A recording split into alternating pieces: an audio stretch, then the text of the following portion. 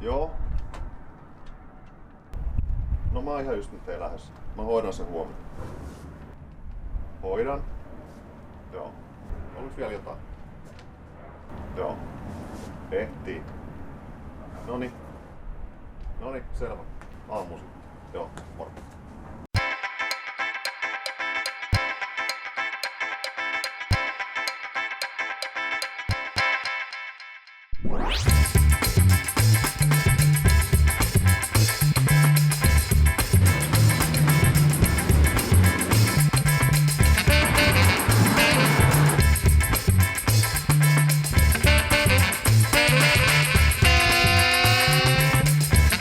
Olen Henri Kälähän ja ajan 73 kupeetaunusta.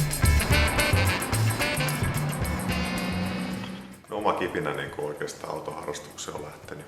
Varmaan just siitä, että isä on ollut hyvin läheisesti koko ajan elämänsä autojen kanssa tekemisissä ja myös koko lähipiiri suvunmiehistä on ollut autojen kanssa tekemisissä ja sitä on kasvanut siinä ympäristössä koko aikaa.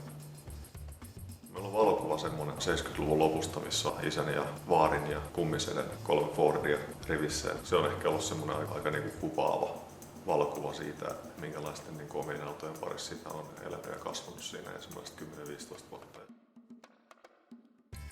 Tää löytyi sitten Belgiasta paikallisten tori.fi-sivujen kautta.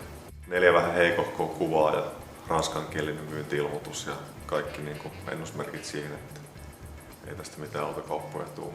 Yllätys, yllätys, sieltä tuli vastaus sitten muutama päivän päästä tämän myyjän naapuri sitten alkoi vastailemaan siinä englannin kielellä ja sitten alkoi hommat luistamaan. Mä olin just itse asiassa työmatkalla silloin, kun auto tuli tänne kotiin ja auto oli nätisti ajettu talliin ja heti tuli semmonen hyvä vaikutelma, että nyt tuli ihan tosi hyvä löytö kotiotettua. Auto on silleen hyvä yksilö. Tää on ollut ensimmäisellä omistajalla 38 vuotta. Tää uutena on myyty Pariisissa portugalilaistaustaiselle taksikuskille, kuka siellä 70-luvun puolivälihuitteilla vei auton heille Portugaliin. Hänen kotitilalleen sitten loma- ja viikonloppuautukset. Siellä on tosi vähän kilometrejä tullut, että siellä on 57 000 kilometriä ajettu tällä autolla. Tekniikalta auto on 1600 GT-moottorilla varustettu OHC. Varustelutaso GXL, mikä on mallisarjan paras varustelu silloin aikaa. GXL varustelu tietysti tehnyt sen, että siinä on vähän parempia varusteita ja listoja ja koristetta siellä täällä, niin on se kiva katsella. Ja kyllä auton parhaita puolia mun mielestä tässä korimallissa lukeutuu just tää ulkonäkö. 5-peräkupee, vanha Corvette-tyylinen mittaristo. Yllättävän paljon kuitenkin muotoja, kun lähemmin tarkastelee ja kattelee.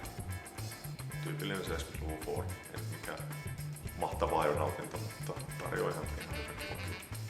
Jos ajattelee, että mikä itsellä on autoharrastamisessa tärkeää, niin on tietysti se, että pääsee irti arjesta täällä talvin puolessa talvi-iltoina.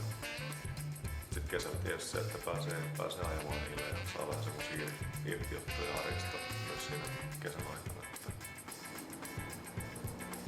Hyvinä päivinä käy töissä tuolla, niin siinä mennään tullen semmoinen puoli tuntia mahdollista aikaa nautiskella hyvästä autosta. Ja yleensä tosiaan kun hyvä keli, niin kyllä siinä on hyvällä mielellä olla töistä kotiin.